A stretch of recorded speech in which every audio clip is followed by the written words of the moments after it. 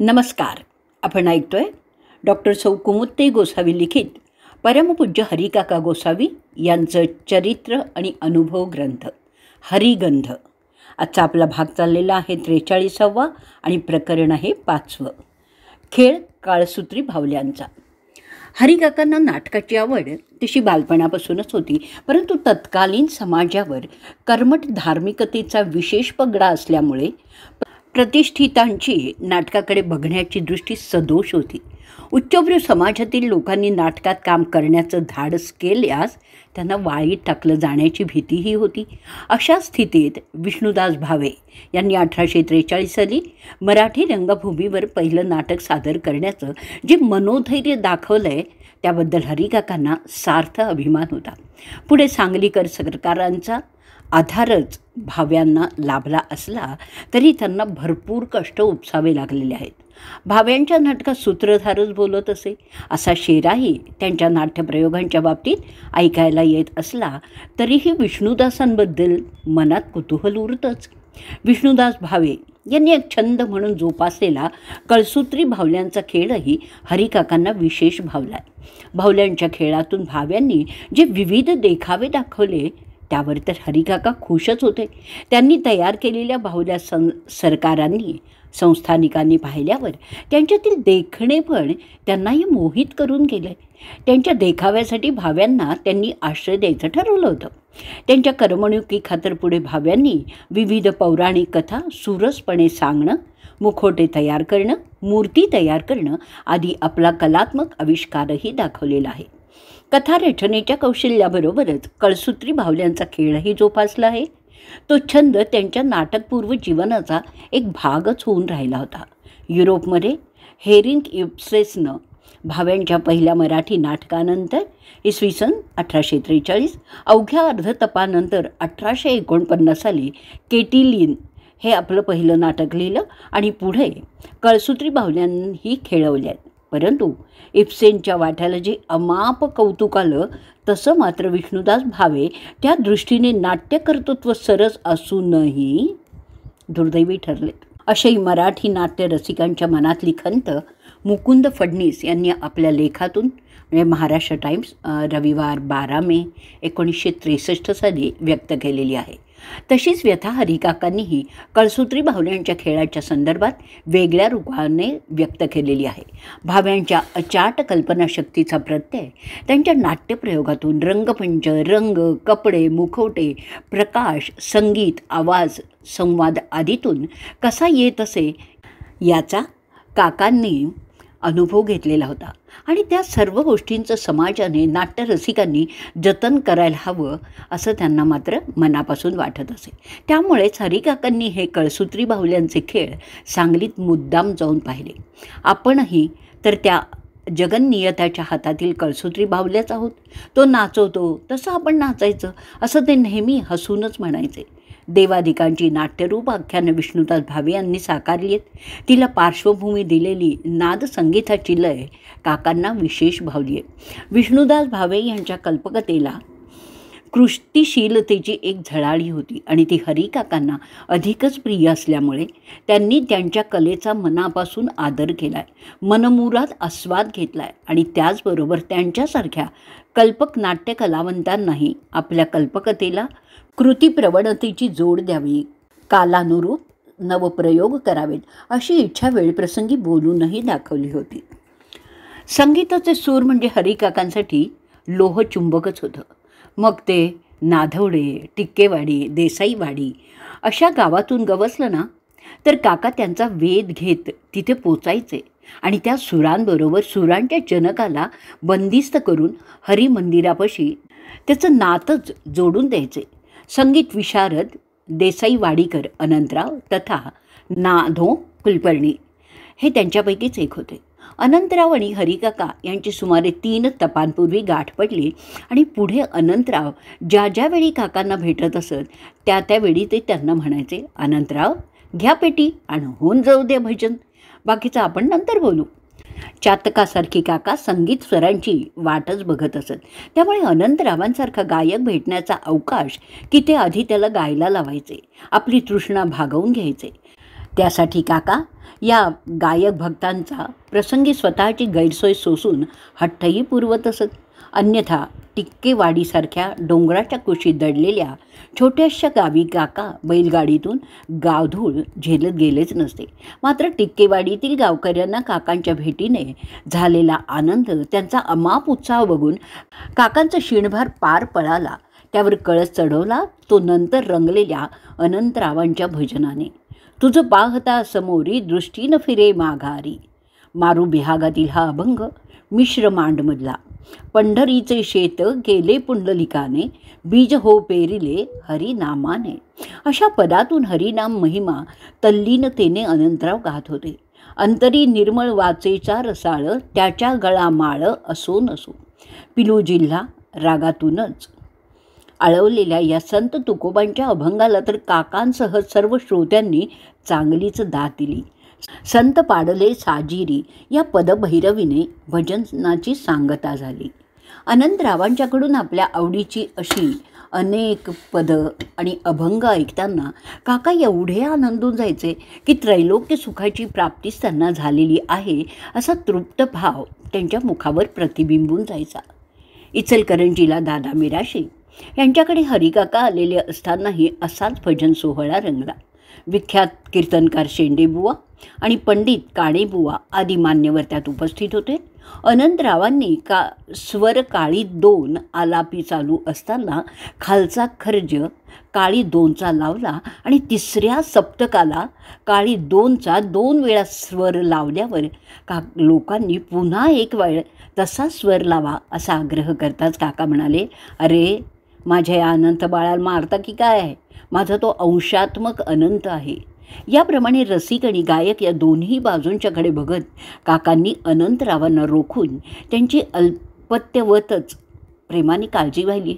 अनंतराव यांनी नादवड्याच्या भोसले इनामदारांच्या खास आग्रहास्तव 1961-62 साली हरिकाकांच्याकडे यमकन मर्डीच्या गोकुळ अष्टमी उत्सवातील संगीत सेवेचा शुभारंभ केला आणि तो देवा तुझे रूप किती गोड गोड, लाविलेस वेड माझ्या जीवा या अभंग गायनाने या भजन सेवेचा त्यांना असा छंद झडला की आजवर त्यांची ही संगीत सेवा न चुकवता आनंदाने चालू आहे. काकांचे आवडते अभंग त्या सुरातल्याच ताकदीने गाण्याचं आपलं सामर्थ्य काकांनीच टिकवलेलं आहे अशी त्यांची श्रद्धा आहे. या उत्सवात येणाऱ्या मान्यवर संगीतकारांना, कीर्तनकारांना त्यांनी समर्थ साथही दिलेली आहे. पंडित कागलकर बुवा, पंडित के.जी. गेंडे, माधव गुंडी, पंडित जितेंद्र अभिषेकी यांच्यासारख्या विख्यात गायकांना साथ देतानाही काकांनी आपल्याला कुठेही कमीपणा दिलेला नाही आहे असं त्यांना वाटतं. पंडित जितेंद्र अभिषेकी यांनी हरिकाकांसमोर गायलेला अत्यंत रंगलेला, काकांना डोलायला लावणारा अबीर गुलाल उधळीत रंग हा अभंग अनंतरावांना आजही तस्साच्या तस्सा आठवतोय. भजन सम्राट बाबूरावजी धामणीकर यांच्या पंचपदी गवळणी पद यांना दिलेली साथ काय, किंवा मुंबईचे संगीतकार पुरुषोत्तम बापू सोलापूरकर यांच्या सर्व प्रकारच्या बहुढंगी गायकाला साथ काय. हरिकाका पुढ्यात असले ना की अनंतराव जीव ओतून साथ द्यायचे आणि स्वतःही गायचे. सोड रे श्रीधरा शालूच्या पदरा हे त्यांचं मिश्र रागातील पद ऐकून श्रोत्यांबरोबर काकाही सुखावून जायचे. मध्यरात्री चांदण्यात थंडी वाजते, नको रे कृष्णा रंग टाकू चुनरी भिजते अशी गवळणही मग आपल्या खास शैलीत ते गाऊन जायचे. एखाद्या वेळी काकांना मधूनच लहर आली ना की मग ती फरमाईश सुरू व्हायची. अनंतरावही काकांची इच्छा पुरवताना कधीही कंटाळत नसत. दे हाता शरणागता हे नाट्यगीत संपताच काका रजनीनाथ हा चा स्वर कडकडून पकडायचे आणि त्याच लयीत पुढलीच फरमाईश करायचे आणि मग भजन संगीतासारखी ही नाट्यगीतही मैफिलीत आगळाच रंग भरून जायची. एकदा गोविंद माजगावकर कोल्हापूरहून काही बालसंगीतकारांना घेऊन हत्तरगीला गोपाळ काल्याच्या उत्सवात आले. बालचमूतील कोणी तबला वाजवायचे तर कोणी पेटी वाजवायचे.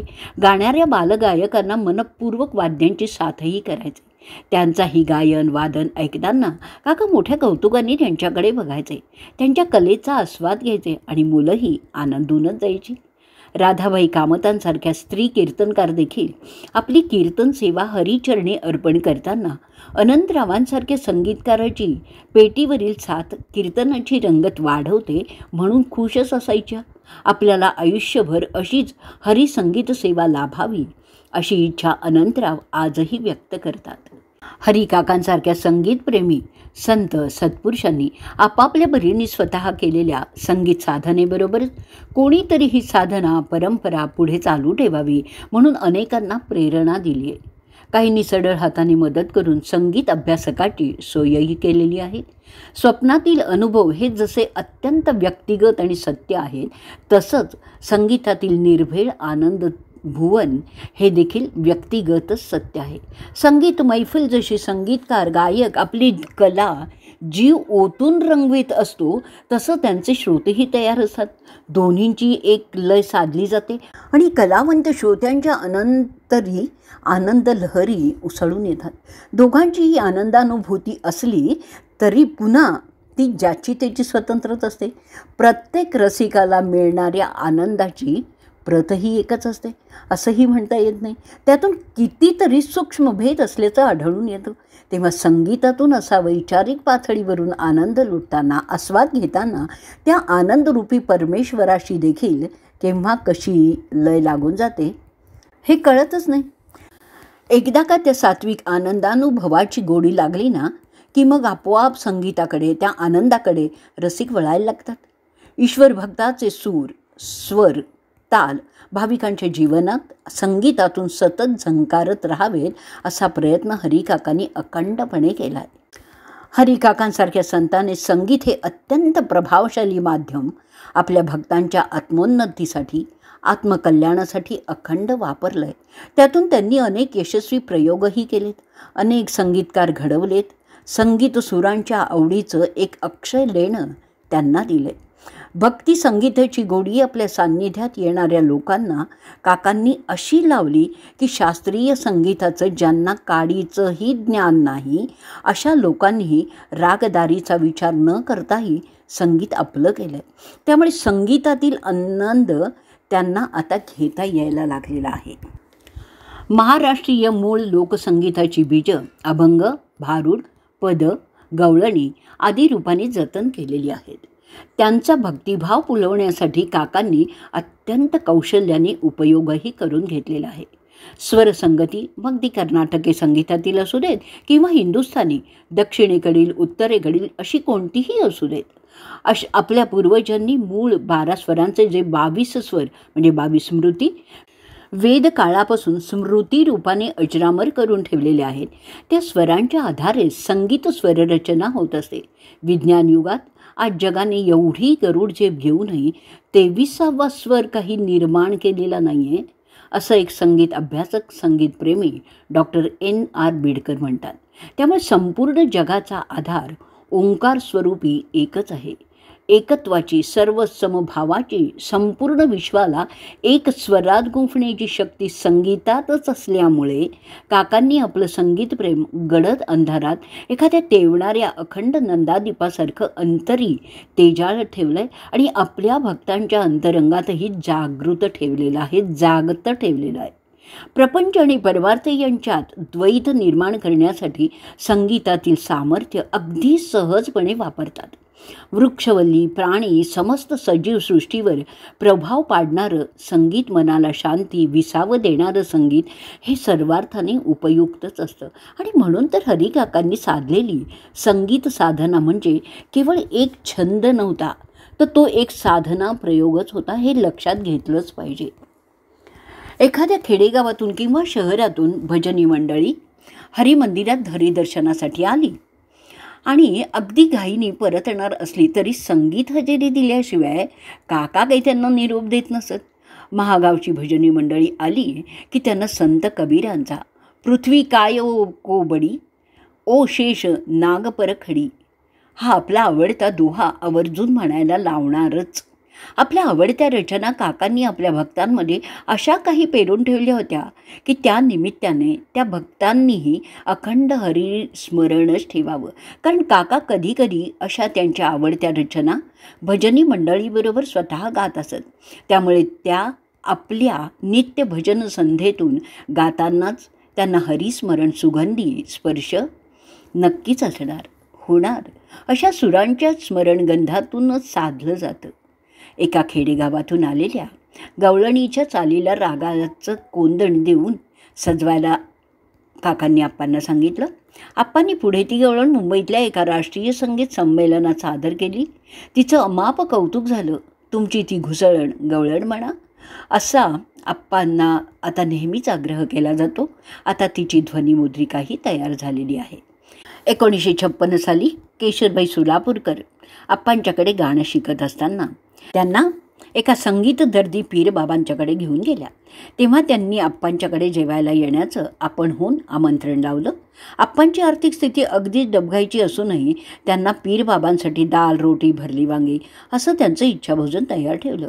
रात्री मनसोक्त भोजनाबरोबर आप्पांचा मालकंसही चांगलाच रंगला. अरे तेरा गुरु बहुत बडा है रे, दुनिया में कभी डरना नहीं जाओ. आप्पांच्या गाण्यावर खुश होऊन पीरबाबांनी आप्पांना आशीर्वाद देतानाही हरिस्मरण करून दिले. आपल्या बोटातील पंचधातूंची अंगठी आप्पांच्या हाती देऊन त्यांचा गौरवही केला.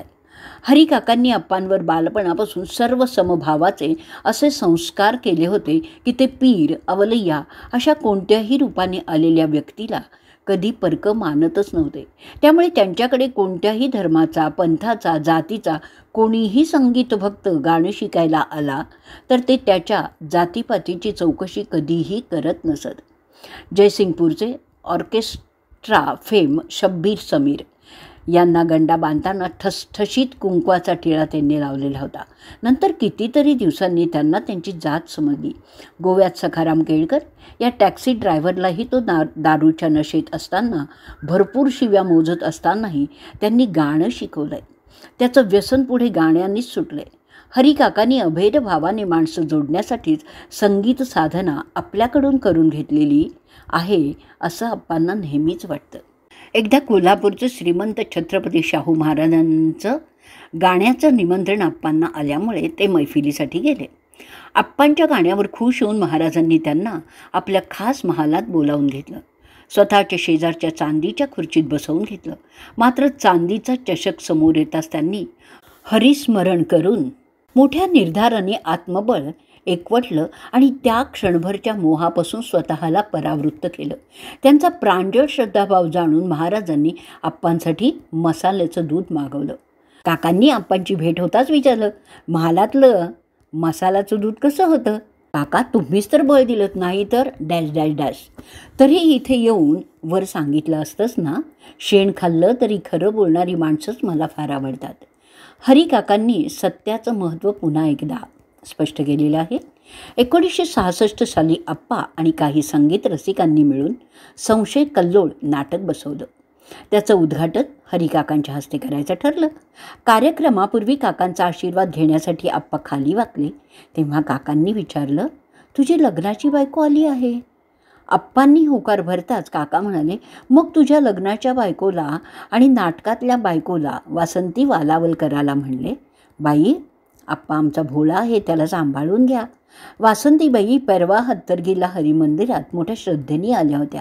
त्या प्रसंगाची आठवण करून देताच वासंतीबाईंच्या डोळ्यात पाणी आलं. हरिकाकांनीच आम्हाला सांभाळलं, सन्मार्गी लावले असा श्रद्धाभाव त्यांच्या डोळ्यात होता. एकदा गोकुळ अष्टमी उत्सवासाठी आलेल्या एका बाईंना काकांनी बोलावून घेतलं आणि आप्पांना बजावलं, हिचा हात धरून तिला व्यासपीठाकडे घेऊन जा. आज तुझ्या गाण्याला पेटीची हीच साथ करणार आहे. अहो महाशय, मी म्हणतोय या गोष्टीला तुमची काही हरकत आहे का? वयाची साठी गाठणाऱ्या आपल्या पत्नीसाठी हरिकाकांसारख्या सत्पुरुषापुढे ते पतिराज काय हरकत घेणार? शिवाय आप्पा आपल्या पत्नीचे संगीत गुरु आहेत हे त्या पतिदेवांना माहिती होतं. मात्र आप्पांच्या मनात कोणे एकेकाळी आपल्या या विद्यार्थिनीशी विवाह करावं असं येऊन गेलेलं असलं तरी प्रतिकूल परिस्थितीचा अंदाज घेऊन त्यांनी ते मनातून पुसून टाकलं होतं. मनाचं पावित्र्य राखून गुरु शिष्यांचं पवित्र नातं व्यासपीठाकडे जाताना काकांनी त्यांच्या स्मरणात आणून दिलं होतं. संगीत साधनेतील हरिकाकांच्या सत्संगातील आणखीन काही विशेष अनुभव सांगायचे म्हटले तर हरिकाकांच्या सहवासातील संगीतात न्हायलेले, स्वरानंदाने माखलेले सारे क्षण वेचायचं म्हटलं ना तर आयुष्यही पुरायचं नाही. त्यातील काही अनुभव तर असे आहेत की जे शब्दांच्याही पलीकडचे आहेत, अंतर्यामी मात्र अखंड कोंदून राहिलेले आहेत. तोच अमृत ठेवा आहे आयुष्यभराचा, असं अप्पांसारखं अनेकांना वाटतं. हिरलग्याला विष्णू अण्णा दंडगे यांच्याकडील दत्तजयंती उत्सवात एक संगीत मैफिल अशी काही रंगली की अप्पा सतत 1.5 दिवस गात होते. तहान भूक सारं काही विसरून. हरिकाकाही तितक्याच तन्मयतेने ते संगीत समाधिसुख अनुभवत होते. साथीदार, गायक आणि रसिक यांचा त्रिवेणी संगम केवढं सामर्थ्य आविष्कृत करू शकतो याची साक्षात प्रचितीच त्या मैफिलीने दिलेली आहे. कोल्हापुरात असताना हरिकाकांनी एकदा गोविंद रानडे यांना पाठवून अप्पांना मध्यरात्री बोलावून घेतलं. तेव्हा कोणाकडे जायचं हे देखील न विचारता तबला पेटीसह अप्पा काकांच्याकडे हजर झाले. गाणं संपल्यावर कळतलं की ते डॉक्टर D.Y. पाटलांचं घर होतं आणि व्यवस्थेला त्यांचा मुलगा जातीने उभा होता. काकांनी कुठेही केव्हाही साथ घातली की क्षणाचाही विलंब न लावता प्रतिसाद द्यायचा हा जणू मीच माझ्यासाठी पाळलेला नियम होता, असं अप्पा म्हणतात. सोमवारी हत्तरगीला काकांना इंजेक्शन देण्यासाठी गेलो की थेंबभर पाणी पिण्यापूर्वीच झटकन म्हणायचे, आप्पा माझ्या कानांना भूक लागली आहे बघ. हेही जणू ठरलेलंच असायचं. एखादा तरी अभंग आळवून झाला की काकांच्या मुद्रेवरील भाव अतिशय प्रफुल्लित व्हायचे. आता तू चहा घे, अरे आप्पाला चांगला 1.5 कप चहा आणा पाहू, असं सांगायचे. काळजीही तेवढीच मनापासून घ्यायची, परंतु आधी संगीत, आधी विठोबा आणि मग पोटोबा असा शिरस्ता होता. आप्पा असं ठरवून परतण्याची त्यांची घाई ध्यानात येताच काकांनी वेगळाच पवित्रा घेतला आणि अरे माझं पोट फार दुखतंय रे असं म्हणून कणत कुंथत आजाराचं बेमालूम ढोंग वठवलं. नित्याप्रमाणे आप्पांना गायला बसवलं. तुझी जाण्याची व्यवस्था करतो असं आप्पांनी न मागता आश्वासनही दिलं. तेवढ्यातच वारकऱ्यांची दिंडी तिथे आली. त्यांनाही काकांनी भजन गायला लावलं. चित्रपटात जे दिमडी वाद्य वाजवतात ते महाडिक आप्पांसोबत होतं. त्यामुळे दिमडी संबळ यांच्या तालात भजनही रंगत गेलं. अहो भक्तमंडळींनो, बघा माझ्या अंगात केवढा ताप आहे बघा. या आप्पाला काही समजून सांगा. त्याच्या गायनाने, पेटीच्या मधुर सुरांनी तर माझा ताप हटतो का ते बघा. असं काकांनी म्हणेपर्यंत आप्पांच्या हातात पुनश्च पेटी आली आणि पुन्हा भजन सुरू झालं. तब्बल 3 तास. अरे ब्रह्मानंद झालाय रे मला, असं म्हणत काका बसल्या जागी डोलायला लागले. मध्यरात्री कोल्हापूरचे गजानन बोंद्रे नवीन गाडी घेऊन काकांच्याकडे आले आणि आप्पांची अनायासे परतीची सोयही झाली. संतांनी एका भक्तिसूत्रात अवघ्या महाराष्ट्राला गोवलेलं आहे. नारदीय भक्तिसूत्रात, प्रेमभक्तिसूत्रांचा हरिकाकांसारख्या संतांनी विशेष पुरस्कार केला आहे. कारण ज्या भगवंतांची भक्ती करायची तो भगवंतच मुळात प्रेमस्वरूप आणि आनंद स्वरूप आहे. तेव्हा त्याची भक्ती ही प्रेमभक्तीच हवी आणि प्रेम हे निष्काम प्रेमभक्तीत अभिप्रेत असल्यामुळे प्रेमभक्तीचं खरं स्वरूप निष्काम भक्तीचंच आहे. अशी निष्काम भक्ती साधण्यासाठी नामाला संगीताची जोड दिली तर मनाची एकाग्रता साधण्यास मदत होते, हे त्यांनी स्पष्ट केले. संत सारस्वताचा आत्मा तत्त्वज्ञानाचा असून देह काव्याचा आहे. संत वाङ्मयातील किंवा संत वाणीतील भक्तिरस परागकण देणाऱ्या रसिक भृंगाला काव्यकमलांच्या पाकळ्यात संगीत सुरांच्या लयीत केव्हा बंदिस्त करतो ते कळतच नाही. त्याची वाणी नवरसाची मंदाकिनी अमृतवाहिनी ठरते. त्या स्वर्गीय आनंदात त्यांची भावसमाधीही लागून जाते. भौतिक दुःखापासून त्या अवस्थेत पूर्णतः मुक्ती झालेलीच असते. असे परमसुखाचे क्षण रसिक आपल्या हृदय संपुटात जतन करून ठेवत असतो. मन करारे प्रसन्न सर्व सिद्धींचे कारण, असे हरिकाका नेहमीच सांगत असत. का फेडी पाप ताप पोरवित तिरीचे पाप दप समुद्रा जाय आप गंगेचे जैसे. असं गंगाजळासारखं प्रवाही शुद्ध पवित्र मन भक्तिमार्गात भक्तांना लाभावं यासाठी त्याला संगीत स्वरांची संगत सहाय्य करते. कारण संगीतात ते अलौकिक सामर्थ्य दडलेलं आहे. म्हणून तर हरिकाकांनी बालपणापासून लागलेल्या संगीत छंदाचं जतन केलेलं आहे. त्यासाठी त्यांनी संगीत साधनेबरोबरच उत्तमोत्तम संगीतकारांचं संगीत गायन जीव ओतून ऐकलेलं आहे. आस्वादलं आहे, अभ्यासलं आहे आणि मग आयुष्यभर आपल्याकडे येणाऱ्या लोकांना कोणत्या ना कोणत्या निमित्ताने संगीत स्वरांच्या पंक्तीत नेऊन बसवलं आहे.